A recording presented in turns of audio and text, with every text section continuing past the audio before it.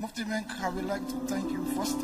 Allah used you to guide me. Allah guides, not me. I'm just a means. I made Sometimes. 2 dua in my life. 4 years ago, I'm not a good Muslim. I was born in a Muslim. But I pray to Allah to guide me. Use someone for me. But suddenly Allah use you.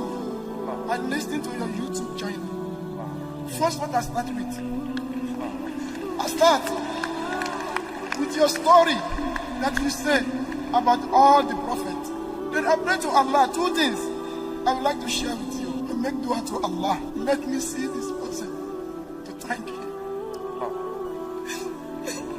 I said 2 things. I said, Ya Allah, I'm going to see Mufti Menk in this dunya. Ya Allah, let me see him the day of judgment. May Allah gather us in Jannatul Firdaus. My brother, let me do you a favor. Why don't you come here? I can give you a big hug.